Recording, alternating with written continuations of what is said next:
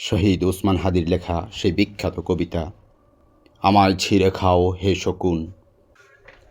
হে সীমান্তের শকুন, এক্ষুনি ছিঁড়ে খাও আমাকে। হে আটলান্টিকের ঈগল, শিগগিরই খুবলে খাও আমাকে। হে বৈকাল হৃদের বাজ, আছড়ে কামড়ে ছিন্ন ভিন্ন করো আমাকে। আমার রক্তরসে শুধু অসহায়ত্ব আর অভাব, কাগজের কামলারা তারে আদর করে মুদ্রাস্ফীতি ডাকে।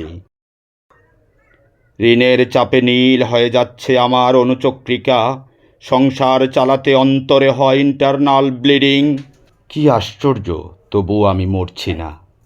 ওদিকে দুজকের বয়ে আত্মহত্যা করবারও সাহস পাই না আমি।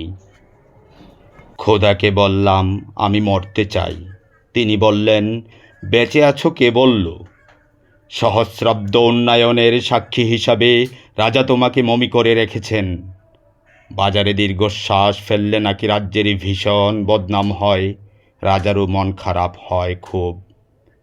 কোতোয়ালরা ফরমান জারি করেছে আমাকে সারাক্ষণই হাসতে হবে, নইলে দেশি কুকুর ও বিদেশি মাগুরকে একবেলা ভালো মন্দ খাওয়ানো হবে আমার মাংস দিয়ে। নিত্যদিন ব্রয়লারের ভুঁড়ি নাকি ওদের ভাল লাগে না, অথবা আমাকে ভাগ দিয়ে বেচা হবে। মানুষেরও তো মানুষ খাওয়ার স্বাদ হতে পারে, তাই না?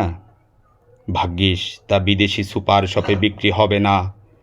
দেশি মানুষেরই তো হক বেশি আমাকে খাওয়ার।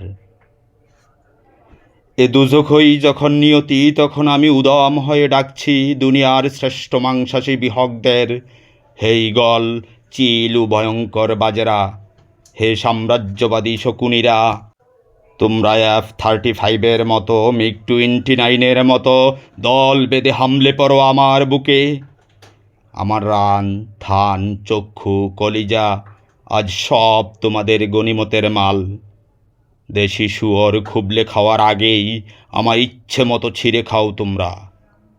দোহাই, শুধু মস্তিষ্কটা খেও না আমার, তাহলে শীঘ্রই দাস হয়ে যাবে তোমরাও, দাস হয়ে যাবে তোমরাও।